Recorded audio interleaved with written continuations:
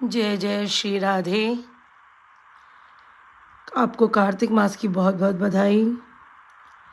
आज का कार्तिक मातम हम आरंभ करने जा रहे हैं। गुरुवार, कार्तिक मास की शुक्ल पक्ष की तिथि तृतीया। इतना सुनकर ऋषियों ने कहा कि हे सूत जी, भगवान के चरणों से उत्पन्न गंगा की महिमा कहिए। सूत जी कहने लगे कि हे ऋषियों, जैसे नारद जी ने राजा पृथु से कहा, सो मैं तुमसे कहता हूँ। इंद्रादि देवताओं को उत्पन्न करने वाले कश्यप जी की 2 स्त्रियां थीं। एक अदिति जिसके पुत्र देवता हुए, दूसरी दिति जिसमें दैत्य हुए। देवता और दैत्यों में कलह रहती थी। उस समय विरोचन का पुत्र अर्थात प्रहलाद का पुत्र राजा बलि दैत्यों का राजा था।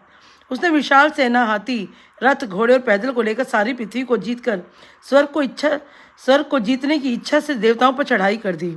बलि अपने मंत्री कुम्मंड और कुंभकर्ण तथा अपने ही समान बलवान पुत्र बानासुर को साथ लेकर स्वर्ग की ओर चला। उस समय सारा आकाश ध्वजाओं छत्रों से भर गया। बलि के सिंह तुल्य राक्षसों ने जब वृतासुर के शत्रु इंद्र के नगर चारों ओर से घेर लिया, तब इंद्रादि सब देवता भी युद्ध के लिए बाहर आए। उस समय देवता और दैत्यों का घोर संग्राम हुआ।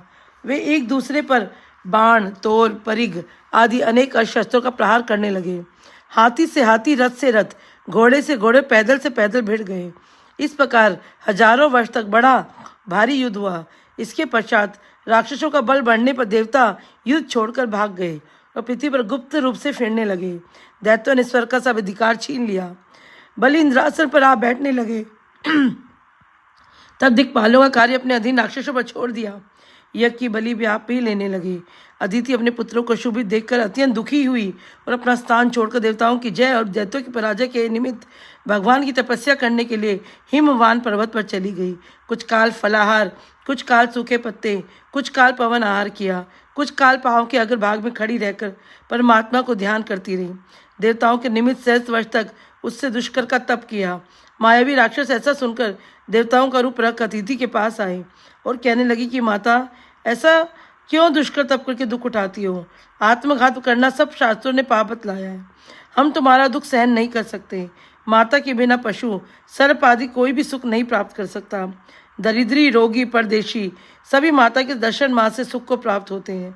माता से मनुष्य कभी भी मुक्त नहीं हो सकता। जिससे घर में धर्मयुक्त माता नहीं, पतिव्रता स्त्री नहीं, उसका जीवन धिक्कार है। तुम अपने पुत्रों की रक्षा करो। परंतु ये सब कहने पर भी अदिति समाधि से चलायमान नहीं हुई तो राक्षस उसको मारने को उद्यत हुए।